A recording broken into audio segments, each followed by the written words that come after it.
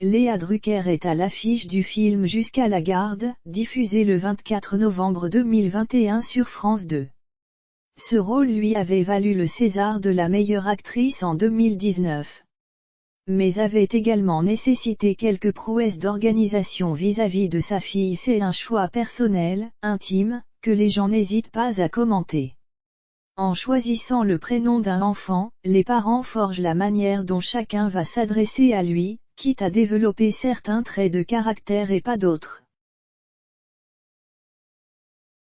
Et c'est pourquoi, quand elle est devenue maman pour la première fois en 2014, Léa Drucker a voulu appeler sa fille Martha. Parce que Mar, en araméen, signifie Seigneur et que Martha, en araméen toujours, veut dire dame ou maîtresse. Impossible, avec une telle identité, de se laisser marcher sur les pieds à la cour de récré. Il est vrai qu'en dévoilant le prénom de sa fille, Léa Drucker n'a pas reçu que de bons commentaires. En devenant mère, il y a 3 ans, j'ai ressenti le besoin de montrer une certaine forme de responsabilité, expliquait la version Femina en 2018. Quand ma fille est née, j'ai pensé qu'il faudrait lui donner un prénom fort qui lui offre des armes pour se défendre. Certains trouvaient ça dur, mais j'étais persuadée que ça lui donnerait du caractère. Or, à 3 ans, je crois que c'est bien parti.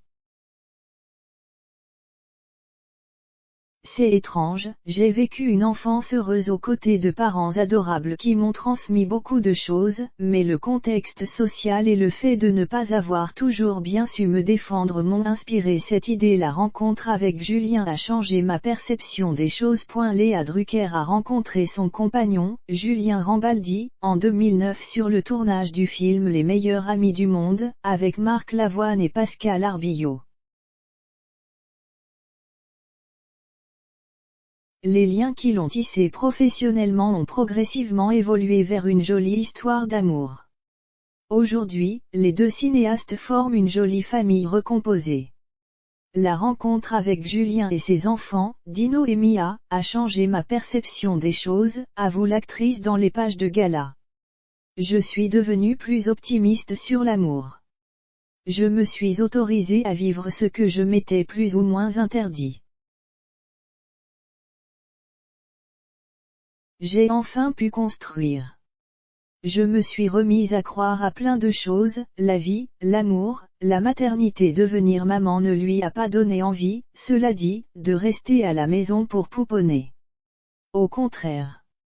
Depuis la naissance de Martha, Léa Drucker enchaîne les rôles et a même reçu le César de la meilleure actrice pour sa performance dans le film Jusqu'à la garde, de Xavier Legrand, en 2019. Si elle a eu besoin d'un temps d'adaptation et a vécu de nombreuses situations cocasses, en jonglant entre les tournages et sa petite fille, la nièce de Michel Drucker sera à l'affiche d'au moins 6 films en 2022. Plutôt pas mal.